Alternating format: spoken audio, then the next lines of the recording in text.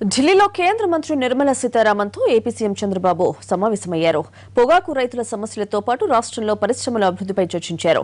మరికాసేపట్లో కేంద్ర జలవనరుల శాఖ మంత్రి ఉమాభారతితో సమావేశమై పోలవరం ప్రాజెక్టుతో పాటు నదుల అనుసంధానంపై చర్చించనున్నారు. అనంతరం విజయవాడకు తిరిగి బయలుదేరనున్నారు చంద్రబాబు. ఆంధ్రప్రదేశ్లో చాలా వరకు ఇన్స్టిట్యూషన్స్ అంటే ఐఏఎఫ్టీ, ఎఫ్టీడీఐ ఇట్లాంటి ఇన్స్టిట్యూషన్ మా మినిస్ట్రీ సంబంధించినవి ఎస్టాబ్లిష్ కావాలి. అలాగే ఇన్స్టిట్యూట్ ఆఫ్ ప్యాకేజింగ్ ఇవన్నిటి గురించి కూడా మాట్లాడారు చీఫ్ మినిస్టర్ గారు. కొన్నిటికి ల్యాండ్ అలొకేషన్ అయి ఉంది, కొన్నిటికి ల్యాండ్ అలొకేషన్ కాలే. అవన్నిటి గురించి కూడా మ్యూచువల్లీ రేస్ చేశాం.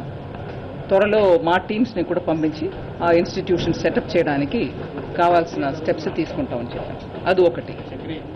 రెండవది, మీ అందరికీ తెలుసు, పొగాకు రైతుల గురించి నేను వచ్చి అక్కడ మాట్లాడి Andhra Pradesh government are commerce ministry కలిసి 15+5 రూపీస్ అంటే 20 రూపాయలు పర్ కేజీకి రిజెక్టెడ్ పొగాకుకి ఇచ్చి కొంచెం రైతులకి కొంచెం ఒక రకంగా హెల్ప్ చేద్దామని అనౌన్స్మెంట్ అయింది. దాన్ని ఎలా క్లోజ్గా మానిటర్ చేస్తూ వస్తున్నాం అనేది గురించి కూడా మాట్లాడాము. టొబాకో బోర్డు ద్వారా ఆల్మోస్ట్ ఎవ్రీడే రివ్యూ జరుగుతూ ఉంది. దాన్ని గురించి కూడా మాట్లాడుకున్నాం. జనరల్ కన్సల్టేషన్ జరిగింది.